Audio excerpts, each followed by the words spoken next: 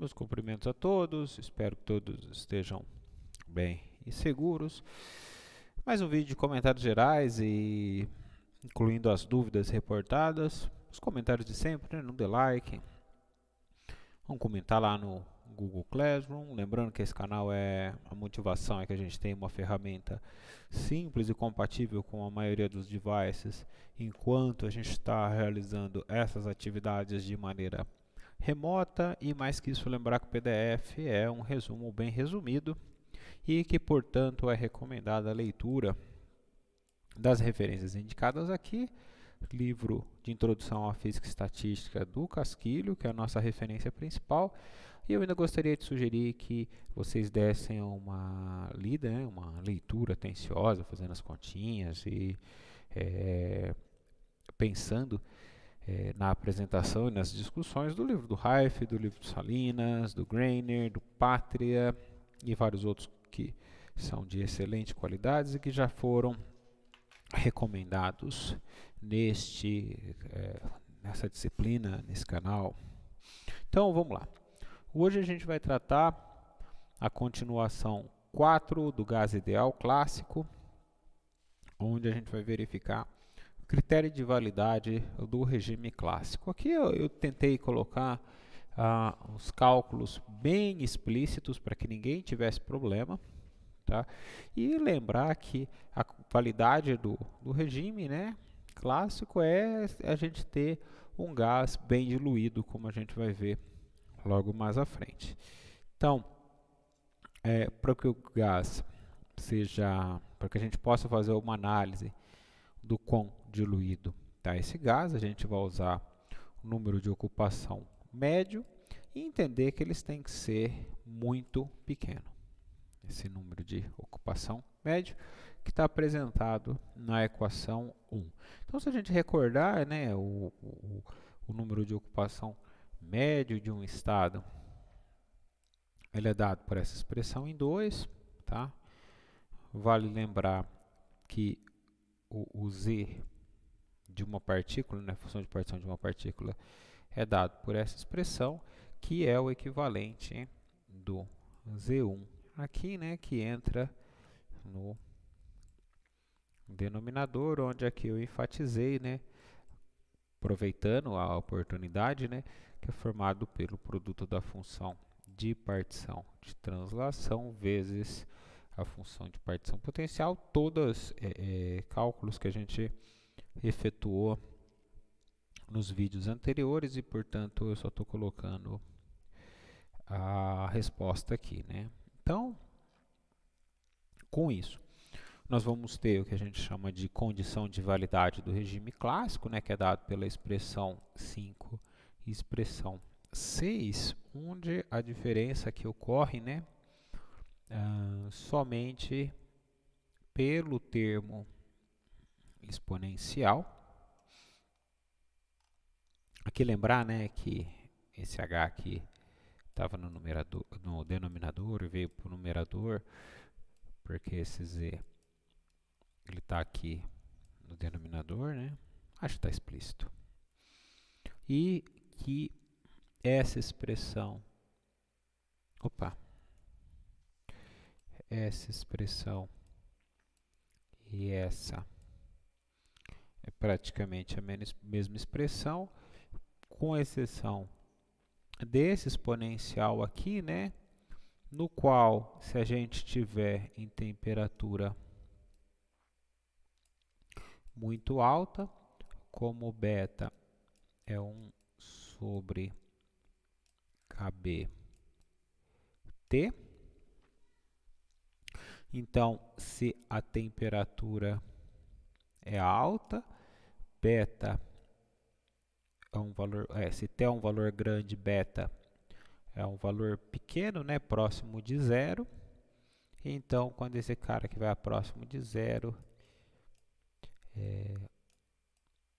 vai ser, o expoente vai próximo de zero, o exponencial vai a 1, que resulta nessa equação como está apresentada aqui na parte de baixo, e do qual nos permite dizer que temos por observação que a condição é obedecida para baixas concentrações, N dividido por V, né, uma densidade aqui, de partículas ou para altas temperaturas, que foi a situação que eu destaquei, comentando sobre temperatura alta, beta baixo. Os gases tradicionais nas condições normais de temperatura e densidade satisfazem a equação 5, poderia ser a 6 também. Assim, suas propriedades termodinâmicas podem ser estudadas recorrendo à estatística de Maxwell-Boltzmann. Ou seja, aqui é onde a gente percebe que, ainda que a gente esteja usando um modelo idealizado, né, do gás ideal, ainda assim a gente tem situações em que ele pode ser aplicado para fazer estudo de gases reais, como por exemplo, se ele for bem diluído, né, e a alta temperatura, né, relativamente alta temperatura, que seria o caso aqui, né, das condições normais de temperatura. Bom, uma das coisas que a gente pode avaliar também, né, é a validade do regime do clássico do ponto de vista da mecânica quântica. Então, uma partícula com momento linear p tem o comprimento de onda de de Broglie dado pela expressão 7. Okay? E se a gente recorrer à energia média de translação, que também foi calculado previamente, né, 3 kBT, e então multiplicar o numerador e o denominador, a gente acaba encontrando, aqui as continhas estão aqui em azul como sempre, né, são as adições que eu estou fazendo em relação a esse comentário que o livro faz.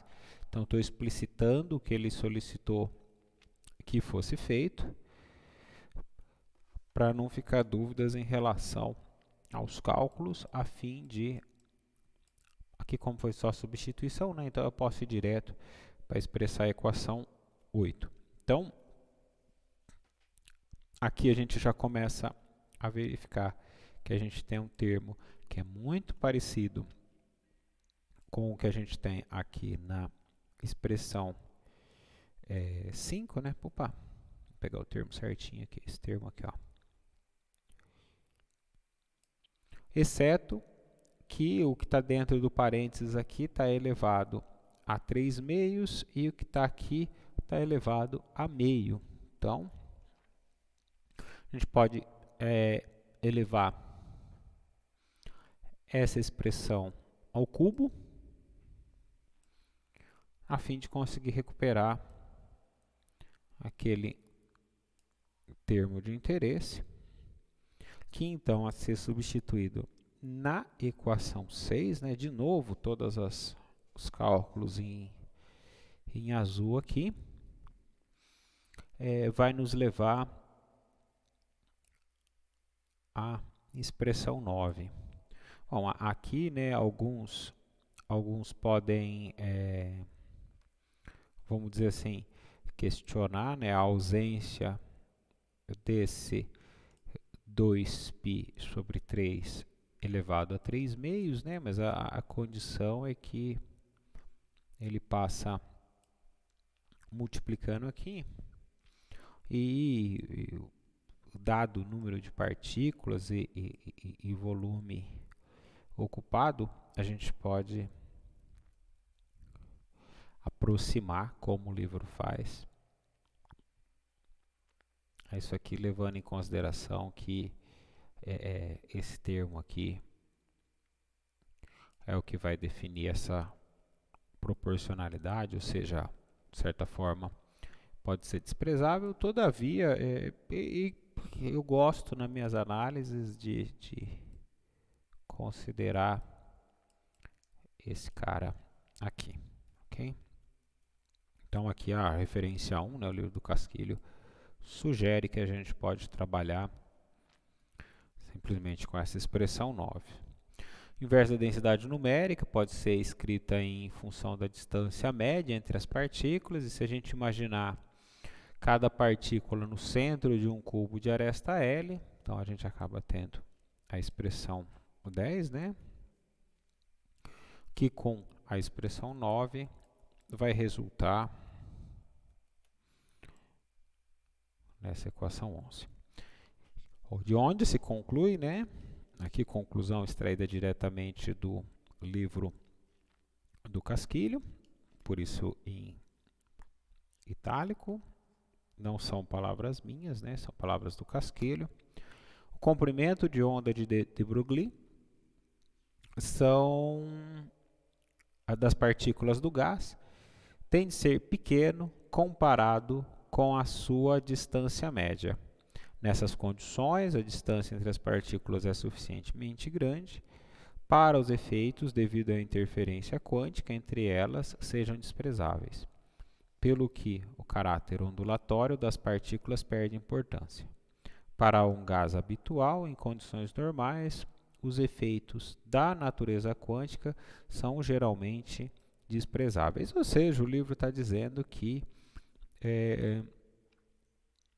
de certa forma, né, que existe, né, a gente vai usar isso, que a gente vai ter estatísticas clássicas e estatísticas quânticas, que dentro de um regime de validade do regime clássico, né, essa evidência dos efeitos quânticos eles acabam sendo desprezados. Isso a gente vai explorar com um pouco mais de detalhe na disciplina de Física e Estatística 2. Então, é por isso que vocês vão ver, às vezes, eu falando que se a gente tiver a baixíssima temperatura, os efeitos quânticos começam a ser evidenciados, que aí é a situação em que a gente não pode desprezar, né, por causa da energia envolvida.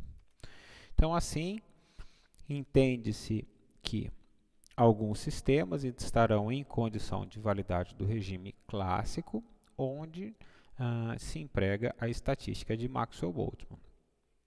Em outros casos, como por exemplo a condução de elétrons em um metal, nós lançaremos mão de estatísticas quânticas, sendo elas estatísticas de Fermi-Dirac, Bose, Einstein, Planck, segundo a natureza do sistema. Lembrando aqui, né, que essa condição de CNTP, ou seja, considerar que essa temperatura ela é alta nas condições normais de temperatura e pressão, vale para o caso do gás ideal. Quando a gente estiver trabalhando, por exemplo, esse problema de condução de elétrons em um metal, a gente vai ver que aí a brincadeira é bastante distinta, mas eu não vou adiantar nada. O ponto, nesse momento, é a gente verificar por meio das equações, né, que nessas condições, tanto pelo entendimento quântico, né, quanto pela interpretação clássica, nós estamos falando de gases diluídos ou em temperaturas consideravelmente altas, a fim de que a validade do regime clássico ocorra. Então, eu encerro por aqui e até a próxima.